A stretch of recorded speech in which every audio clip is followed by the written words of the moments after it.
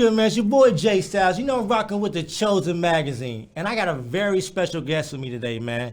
He's an EKU Hall of Famer, an ex-tight end who played for both the Chiefs and the Eagles. Now he's a host for a viral podcast sports show, Jason Dunn.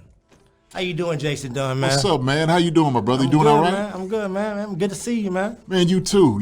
I know we kind of run into each other every once in a while, man. So I'm thankful to be out here, man. Get on the Chozn a little bit. Oh yeah. Speak and chop it up with you some. So it's gonna be fun. It's gonna be fun. Oh, definitely for sure, man. It's a blessing you're here, man. Yeah. So man, let's start from the beginning, man. So EKU, man. So did you anticipate? Did you think that you would be in the Hall of Fame right now? Like, was that something like, oh, he came in like, I'm that guy. I'm going. You know what, man? To be honest with you, I didn't even think Hall of Fame at all. Not at all. I wasn't even the thought of it.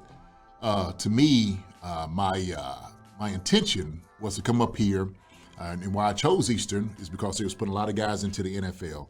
I knew him for the tradition. Right. When I met Roy Kidd, he put those conference rings right in front of me. Play for Roy Kidd. Yeah, told me about all the people. And to me, I was just like, I'm going to be able to make it to the NFL. That's what I want to do. Right. So, being able to get into the EKU Hall of Fame on the Century team, I mean, that is an immense honor. When did that happen?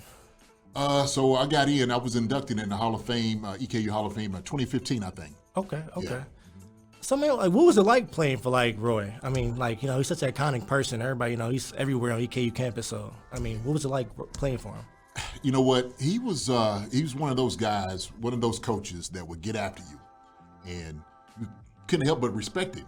Because obviously what he was able to achieve over the time, he was a guy that wasn't a big cursor, but he just demanded type of respect, and so guys took him like that. And he was someone that I definitely looked at as helping me get in the mindset what it needed to get to the NFL. They created that entire environment here with the whole, what we say, a matter of pride. Right. That's what EKU was all about. Roy Kidd was all about a matter of pride. Okay, so all right, man, fast forward. All right, so, Roy, he got you do what you said you're going to do. You got to NFL. You got drafted. And what is it like getting drafted into NFL? Like, what is that feeling like? This has to be a iconic feeling. So many people dream and hope for that, and you actually achieved it. Yeah. You know what, man? It's like an all-time high. I mean, really. I mean, seriously, man. Because when we're thinking about it, right? I'll give you a quick background. Okay. So I'm this old country boy from Bergen, Kentucky. I say I'm from Harrisburg. I'm really from Bergen, which is about 700 people. Okay. Right. Grew up in the country. And so coming here to Eastern, I was going to play both football and basketball, but decided to stay play football. But getting to that level, playing in NFL, was my greatest dream. And when I'm telling you, it's like, you had to pinch me, because I was sitting there thinking like, oh my God, I can't believe I'm actually here. Right. Was you one of them people that's like, everybody's always like, oh, you going to NFL, you going to NFL. Was it like that your whole life? Not my whole life. I come from a very, very, very gifted athletically background, family. Right.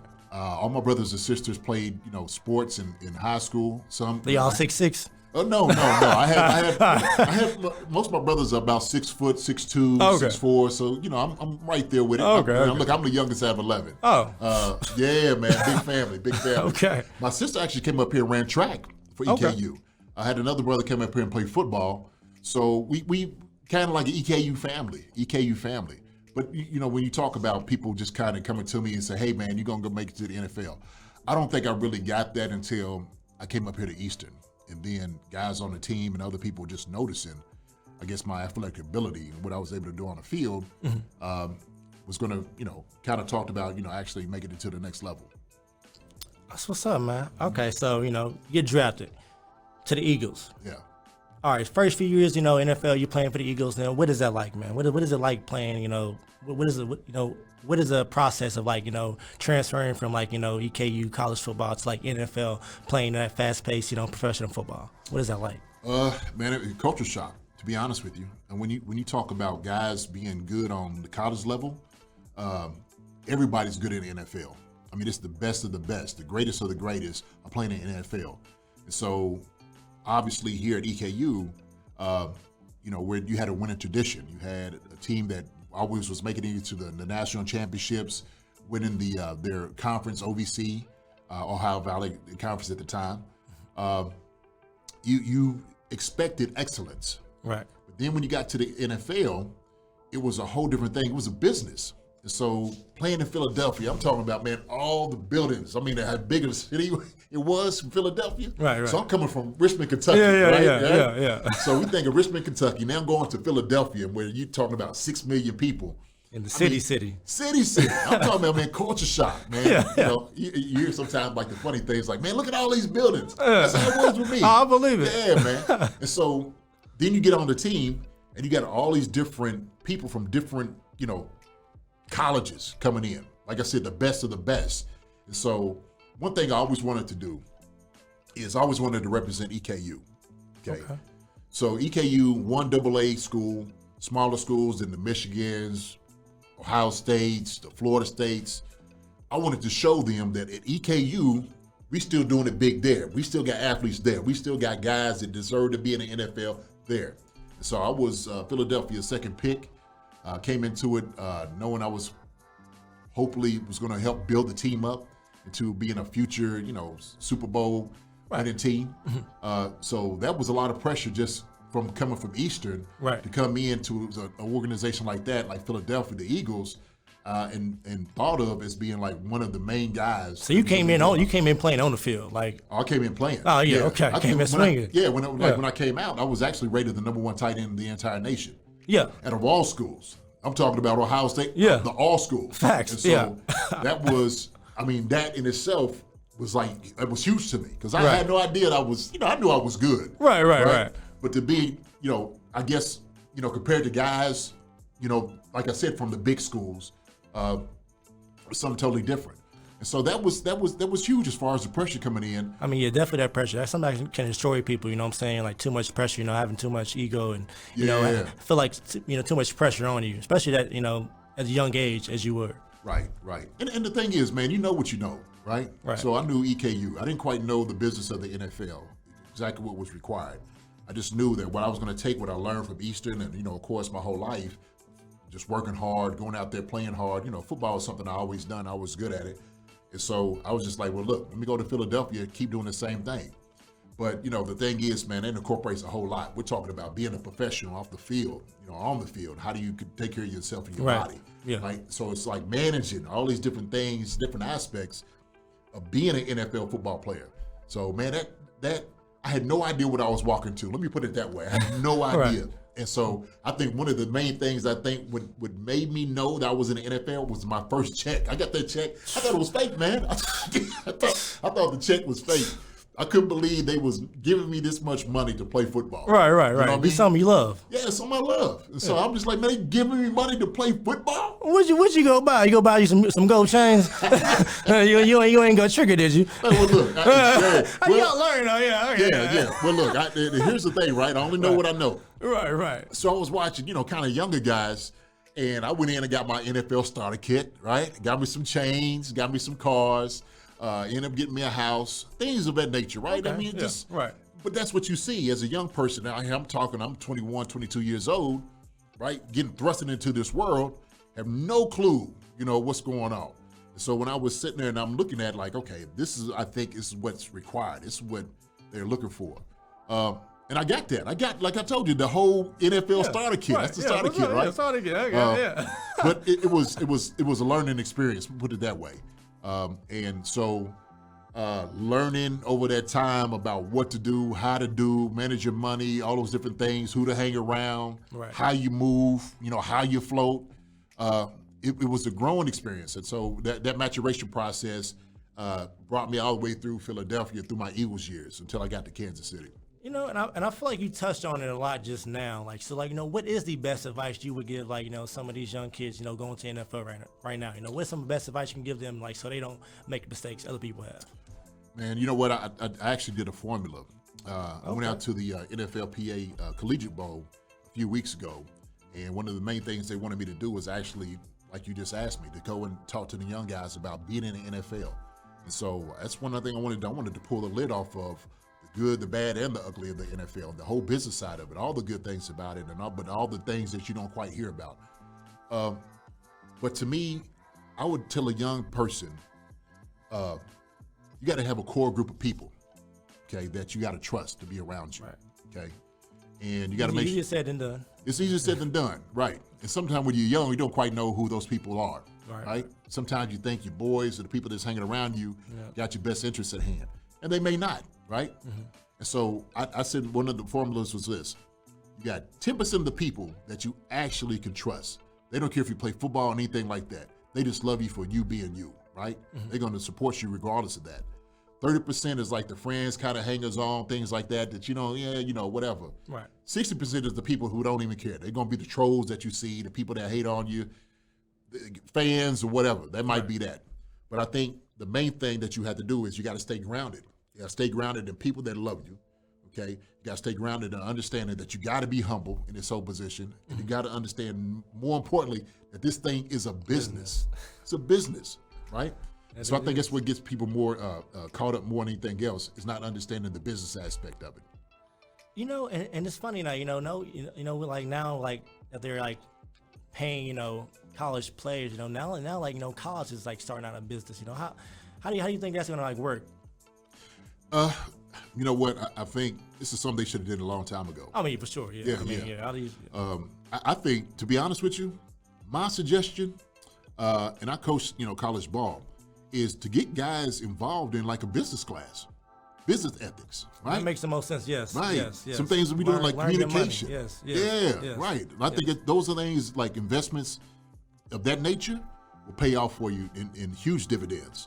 So I think it's what it is. I think, getting guys to understand that, like, look, now since you have the NILs and guys are getting paid, and it's still kind of this, of course, discrepancy and the disparity part of who's getting money and who's not. Yes. It's helped guys and it's ruined some. Let's just be honest.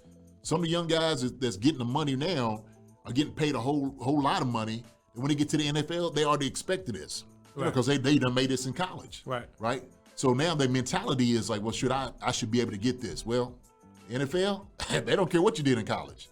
You might not make that money. You know what I'm saying? You could get cut, or you could be a first-round pick and still get cut. So where it's different, like in college, you're the man, you're going to be there probably for 4 years.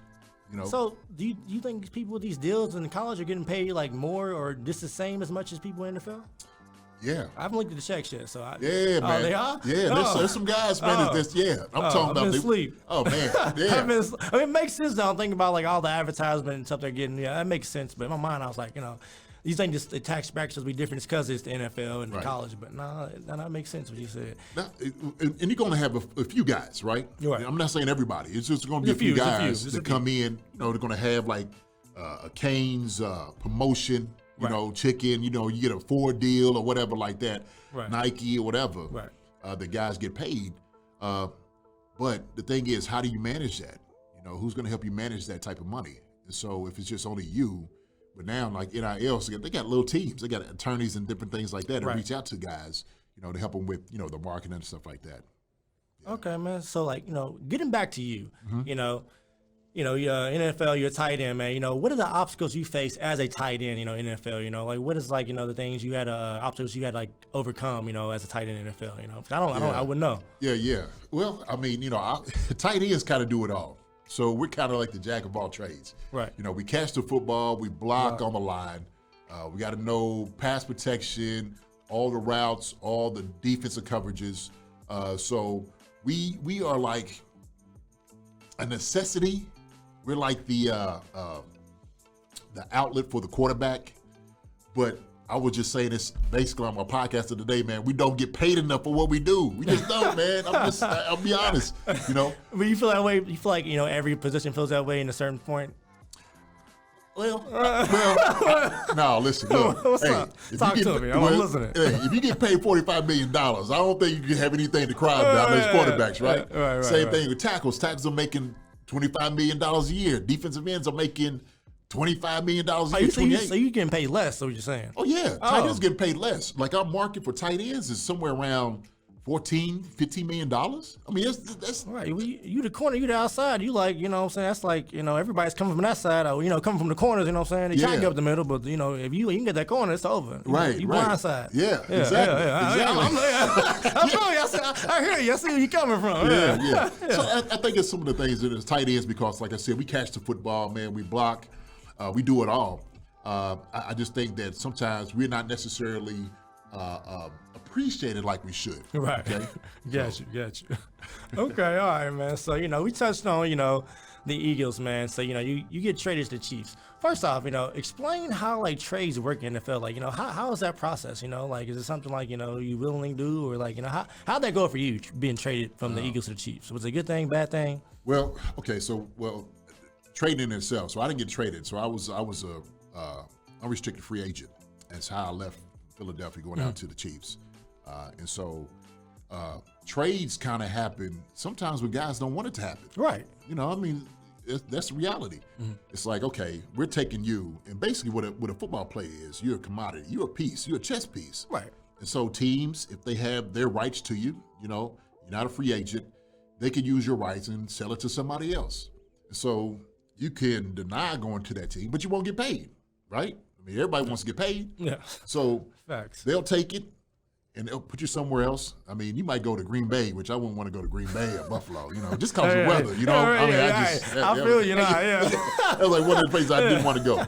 Just go to Miami or LA, right? Yeah, for sure. But that's what a free agency is. So they take you, they give you rights to somebody else, and then you could kind of sign a deal with that team.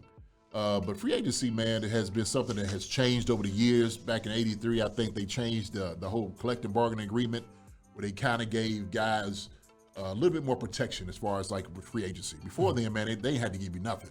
But now they got to sign in for something. Okay. So, all right, man, you playing for the Chiefs, you know. So what was the difference, you know, between playing for, you know, the Eagles and the Chiefs? Okay, we'll talk about the city first. So the city of brotherly love in Philadelphia, Right. 6 million people. I think probably even more than that. And then going out to Kansas City, about 2. Okay, so we're talking about now just the size of the cities. Okay, it was totally different going out there to Philadelphia to Kansas City.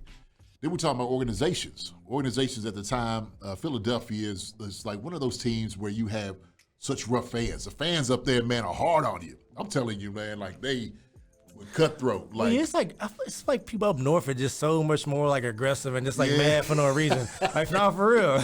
Like anybody meet up north, you know, come down here, they're like, that's so nice. I'm like, I mean, you know, what else supposed to be? I don't know, you know, but that's what I was getting. When I first got up there, I was talking to everybody. Everybody looking at me like, what's wrong with you, exactly, right? Yeah. You know, so I'm just like, you know, just a little bit of, you know, hospitality. How about that? But that is like that tough shell and attitude of being up north. Matter of fact, in Philadelphia, they used to have, at the old Vet Stadium, they used to have a jail at the bottom of the stadium. Like, literally, I'm telling you. Oh, yeah. They used to, they would, when fights happened at the stadium, they would have a judge and a jury. Oh, they had a judge and a jury? Yes. They had the judge and the jail underneath the stadium. And you would get tried and arraigned and everything right then and there after the game. It's like crazy. a Netflix series right here. I I'll watch that. I ain't never know nothing about that. I mean, Yeah. you can only imagine what people done there. They have to go see a judge and a jury. Exactly. But that's how rough it was in Philly. That's the fans in Philly. But in Kansas City, it's totally different. In Kansas City, you're dealing with a fan base that is a little bit more tamed, you know, who has only, you know, you got Philadelphia, Kansas City Chiefs and the Royals. That's the only 2 pro teams you got. You know, Philly got, you know, of course, the Sixers and whatnot. Right. But Kansas City, man, is a tight-knit community, smaller. It's big enough that you don't have to see everybody every day, but you do know enough people that's like, okay, you know, it's kind of like a big city with a small-town mentality, if I will. Okay. But as far as like organizations, man, it was night and day. What's the name? Lamar Hunt, that owned the Kansas City Chiefs, man, was one of those guys, one of the owners that knew every player's name. Okay, yeah. Very personable, would come down in the locker room, talk to you about your family, knew everything that you did in the game. So when you talk about somebody who has his name on the AFC Championship trophy, he was one of the pioneers that actually started the NFL, the AFC and the NFC, making it the NFL for what it is today. And so there's a lot of history there with Kansas City, but Philadelphia is, it's a great city too, man. I love both places. Okay. That's the difference. Well, you say you love both places, right? All right, so we come to this. We got here, we touched both places, Man, what was that feeling like, man, this year, 2023, to see both your teams in the NFL at the same time? How do you even react to that? Oh man, how you pick sides? that was tough. That was we didn't see how you pick sides, but well, yeah. We see I'm rocking my KC right now. As you should, yeah. Well, 3 years in Philly. What you spend more time, right? Yes, right. And so it was crazy because when they won their first Super Bowl, I was supposed to go up there for the parade, and I missed it. I wish I went up there. I was like, God, I wish I went up there. Didn't get to make it. Kansas City wins. I go out to Kansas City. I'm like, man, this is the greatest thing ever. Now both my teams, I'm sitting there thinking like, man, I can't lose. Right. Yeah, right. I'm Philly, Kansas City. So, I'm a love of both, so I get like, I'm a legend in both those markets, if you will, with the teams and whatnot. Right. But there was somebody at my house. I had a big party. WKYT came over. Yeah, right. Went around for a couple of hours, talking to different people, listened to the chants and whatnot. It was more Kansas City love than Philly love. My brother he wore a jersey, 87 jersey up there in Philly. As I've seen, yes. Yeah, man. So it was pretty cool. But I told one of the girls there, it's kind of funny. She was like, "Who are you gonna go for?" I said, "You see this house that you live in, that you in here, right? This is Kansas City money. You know what I'm saying? Yeah. Kansas City money. That's what I'm going for." I'm a bet. No, I was gonna say, man. So yeah, and also too, I do the podcast, Chiefs Concerns, right? And so I'm still still injected into that culture out there in Kansas City. I do a lot of media stuff with them after the game. Go out there for a lot of different tournaments and stuff like that. Trying to become an ambassador with Kansas City. Okay. So that's why I just wasn't necessarily loyal to one team. I think ball-wise, Kansas City was a better team. That's where I was at. I got you. Okay. That's what's up, man. So, all right. Fast forward, you retired from NFL, you lead the NFL, you pursue, different things. What different things did you pursue, once you left the NFL? Did you have a plan already when you was going to leave, what you was going to do, or just kind of like wing it? I kind of winged it in a sense, right?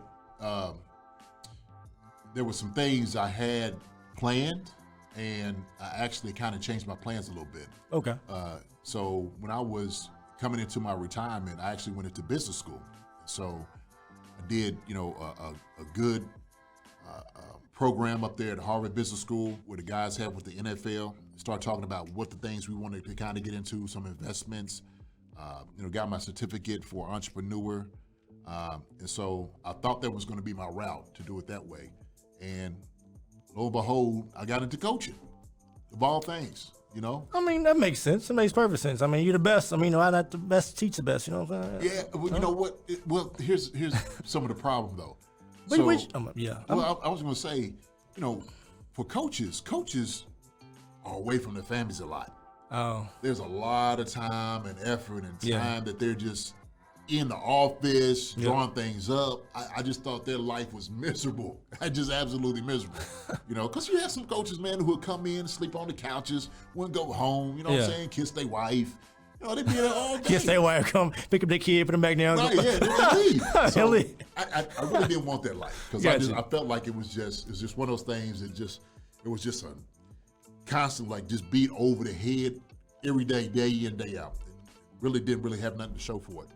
But I found the love of it. I found the love of actually teaching guys and, coaching them up, watching somebody develop. Right. And so one of the coaches, Carl Hayden, who actually went to school up here at EKU, played football up here at Lafayette, asked me, hey, JD, would you come in, would you mind coaching? My son was playing at the time. I was like, well, yeah, I'll come out there, see what it's like. Okay. Went out there, loved it, absolutely fell in love with it. And I was just like, man, I see what this is all about. I see what coaches, what they're invested in, watching these guys, and just, able to impart some knowledge and wisdom into them. Man, that was one of the greatest things ever. And I kind of window it as it's a saying like, anybody can coach, once they play like sports, but like, that's not really that's not really a real fact. Most people, some people, they can play the sport the best they can, but they can't coach to nothing. So, I guess like, I shouldn't just assume that like, just cause you was very good playing the sport, you can coach it. But I see that, it really, really like natural for you. Yeah. So that's good. Yeah. Cause I mean, there's a lot of guys that I see that played, could be bad coaches. And, look, we all know bad coaches that, kind of growing up. And sometimes guys have a demand about, if you played in NFL, sometimes you look at guys to be like you, and it's just that's not the way. Right. It's like a building process there. There's a development process there, and there's patience. And that's one thing I had to learn. I had to learn patience. I had to learn that, okay, this is a blank, landscape that I'm having to develop, right? It's like art, making it and molding it into something, good and great. That takes time. It takes process. It takes nurturing. So some guys just don't have that. They don't have that to them. So what kind of coach are you? You like a calm coach, like, you just know, nah, I ain't gonna mess with him, or you kind of like in somebody's face, like yelling, like all on their neck type deal? Nah, I'm a motivator. I'm one of those. Okay, I'm cool. one of those. I'm gonna pat you on your back. Okay, but I'm gonna get in you if you ain't doing something right. Well, as you should. Yeah, okay. yeah. I'm gonna hold you accountable. So you got some balance in there. Balance, yeah, absolutely. Okay. Yeah, okay. but more so, I'm kind of I'm a fun coach where we gonna get our work done. And so one thing I wanted to do, man, is go into coaching. I wanted to be all the great coaches that I knew. I wanted to be a part of them, took a little bit of them and just wrote it into myself, my own little thing. And so I think, kids, they appreciated it. I've appreciated it more. They've come to me and say, hey, Coach Dunn, man, you're one of the best coaches I've ever had. And that's what's up, man. Hey, I know I touched your soul, yeah. Man, it is so meaningful, man. It's so joyous just hearing something like that. You know what I'm saying? It is absolutely a responsibility and a great blessing just to know that you're able to touch people's lives that way. I can say you carry yourself well, so I can tell it's very good inspiration, very good role model. People look at, be like, where he came from, what he's doing now. You're not doing it. A lot of stuff other people are doing. We didn't go the other paths a lot of people did. You stay straight. You show what you can be. So that's definitely a blessing, man. Yeah. We appreciate it, brother. Hey, look, man, it's a process, right? I ain't gonna say you told us, we ain't gonna talk about that. I was just, what I'm saying, we gonna outside looking in, we ain't gonna. Let me put it this way. Thank God I'm not the man I used to be, and the growing process just got me to where I was. But obviously, man, coaching and all those different things, my kids made me a better man. Maybe a better father, maybe a better husband, maybe a better brother. So part of my responsibility is to walk that way. Right. It is to, make sure that I'm representing myself, my family, the way that I'm supposed to. That's very well said. Yeah, man. So, all right, man, coaching, you got NFL, you're coaching now, and then, you get onto this podcast, man. This podcast, Viral Podcast, man. I mean, you doing big things with it, man. I mean, like, and what I love about your podcast, it's not wide range, it's very specific, it's people understand, how important it is to have like a specific, topic. Because there's people like, like you chief concerns, Right. like it's like, you wouldn't think like, I can make a podcast just about Chiefs. But like, no, like you have like hella fans that like listen to you every day or whatever. So, what I'm saying? It's definitely hitting like a niche that like, a lot of people aren't. Cause I was looking, I'm trying to figure out if like every like NFL team has their own just podcast, just talking about them. I didn't see like every team have that. Yeah. So like, that's, you did something that's going to like start something. I'm telling you. Right. The thing is, I think there's definitely a market for it. And what we wanted to do, we wanted to give kind of perspective from the players' side, from the intricate parts inside of the building, how everything happens. So one of my co-hosts, Marcus Dash, who was actually wanted how we got into it, interviewed me. And then he said, hey, man, what do you think about doing this podcast? And now, look, I just wanted to end the podcast to have fun. And that's what we're doing. We're having fun with it. But we're starting to get a lot more followers and people drumming up, a lot more like just the traffic coming in. Because then they see like, okay, these are real players. Understand what's going on, right? So they want to hear, okay, what did JD go through, right? Right. What's all happening with the Chiefs? What does this mean actually when they're talking about these things? And so I can give them that perspective. Another one guy that Eric Warfield. Eric's been on. He started it with us. And he's been kind of back and forth with a few other things, but he's a guy that played in the league for like 8 or 9 years with the Chiefs. And so when we're talking about two guys that sitting there talking football, right, especially Chiefs, the Chiefs are hot right now, Okay, they are on fire. Yeah, I mean, as much as you can be. That's right. So I think it just helps drum up the business when people, when they want to hear from the aspects of, guys that actually play the game. And so I think we provide that for them. Yeah, so like, is that your concept, basically, just bringing, so like, do you have like guests every time, or like, how does that work? Explain like, like when somebody, looking up, chief concerns, what do they expect to see? You expect to see, for one, honesty, right? Okay. We don't do like the whole corporate thing, where you have to say a particular thing, right? I let it. You ain't get nobody in your ear telling you it's all right. Okay, all right. No, we don't do that. We don't do that. I'm gonna be real 100, cut jokes, but also too, we're gonna be blatantly honest about things. We're gonna talk about the good things with the NFL. We're gonna talk about the bad things in the NFL. We're gonna talk about the business side, the sucky side that I done went through, and other guys went through. They're gonna see former players on there. They're gonna see former coaches on there. They're gonna see players that's playing right now. They're gonna see players from other teams that we play every week. So you're gonna get a myriad of just of substance with what we do. Yeah, so I was wondering, man, how do you get like all this information for the Chiefs? So you got like an inside scoop or something? Like how do you get this? You right on it. You know what I'm saying? I feel like you beat the people on TV. So I'm like, Well, I will say this: there's a couple guys that I obviously do speak with, guys that I have played for before, like Andy Reid.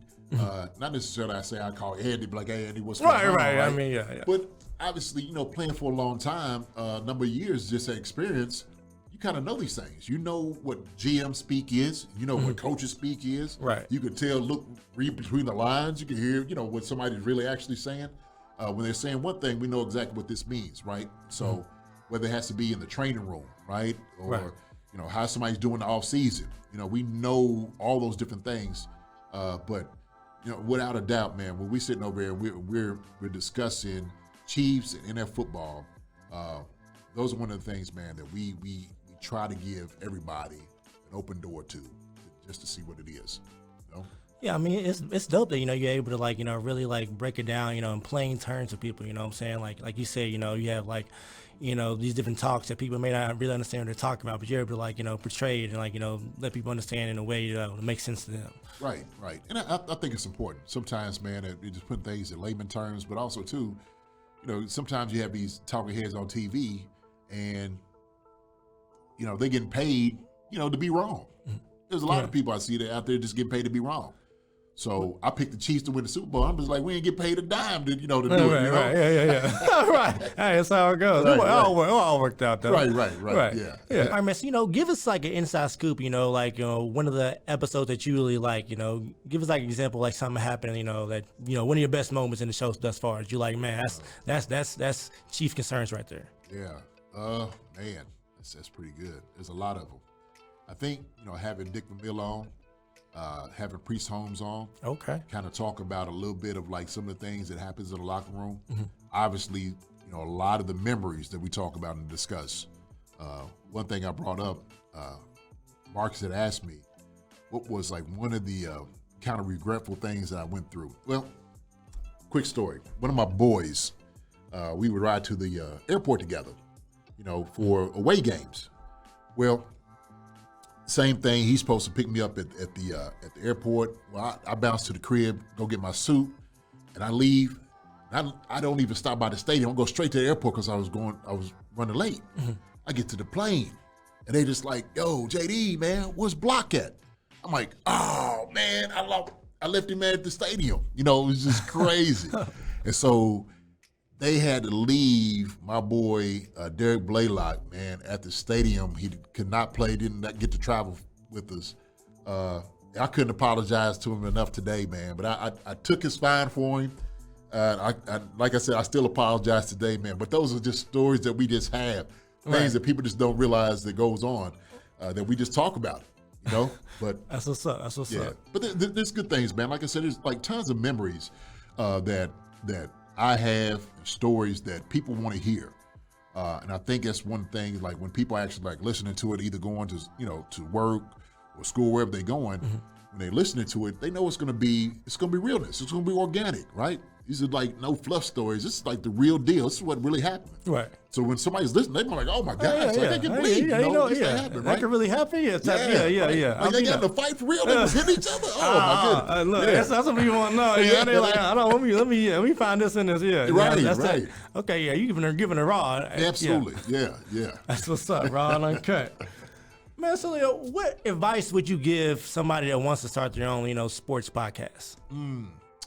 I say if you want to start your own sports podcast, I say go in, man, and just do it. Just be organic as possible, right? It's the hardest thing to do. Just do it. It is. That's the main thing. I think people are just afraid to start it because they think they're gonna mess up and it ain't gonna look good. It's not gonna be anything. But I think everybody has a voice. They really do. And sometimes when you start getting into it, and you start talking. The more you do it, the better off you're gonna be. Obviously, in certain markets, it's gonna be saturated. But I think the main thing to do, man, is just kind of do your homework, right? So what I did, I started watching guys on TV. I watch how guys would do particular things. I start listening to what do I want to listen to? If I'm listening to a podcast, what do I want to hear, right? Right. Do I want to hear a break? Do I want to hear a guy talk like this? Do I want to hear somebody like Skip Bayless? Or do I want to hear a guy like Shannon Sharp? Right. Clearly Shannon Sharp I only listen to better than Skip Bayless. You know what I'm saying? Right? Yeah. And so that's when you got to give like a little bit of like comedy to it. Yeah, I said, the organic part of it. Hey, if you want to cry if you want to, right? Get loud if you want to get loud. Show your personality. Like I think it's a lot of it, man, is that everybody's just kind of like, what do I do? Well, I think the main thing is just to show the world who you are. Right, because you can only fake it for so long, Like, if you're faking this, eventually going to show who you really are. So you might as well just be who you really are and let it go out and organically. People like real. Yes, people can feel real. That's right. Yeah. That's right. So, and that's all I like this. Like I like how we're doing it. We're just having a conversation, right? We're just sitting back talking like we would be at at a home or in a bar, sipping on some water, having a conversation. I think those things, when you do it that way, man, that's the way to do it, right? Right, exactly.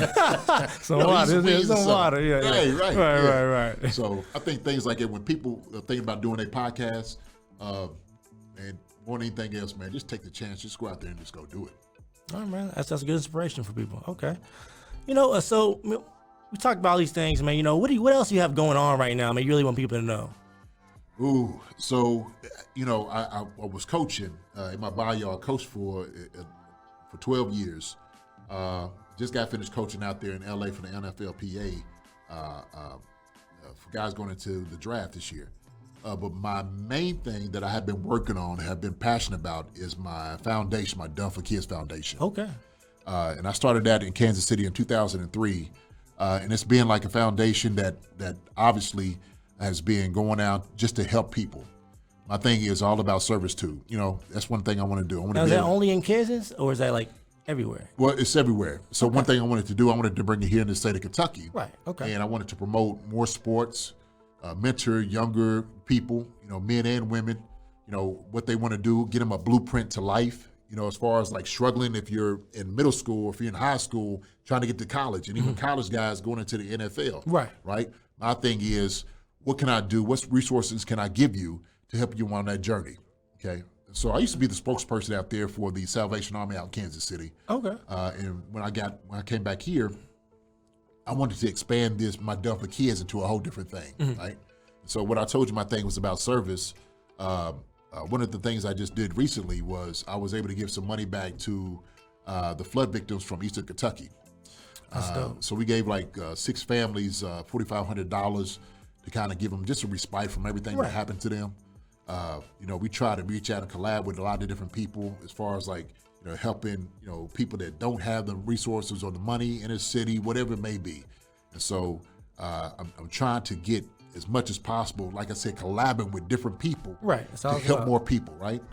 So how do people get involved with that? How do they get in touch with you, if they want to donate or actually, work hands-on with the Dunn Foundation? So I have the Greater Kansas City Foundation is the one that has my Dunn for Kids underneath them.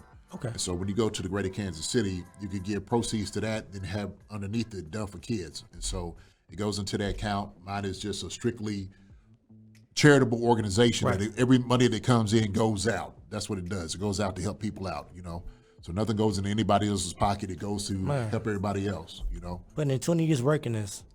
20 years. That's what's up, man. Yeah. Yeah.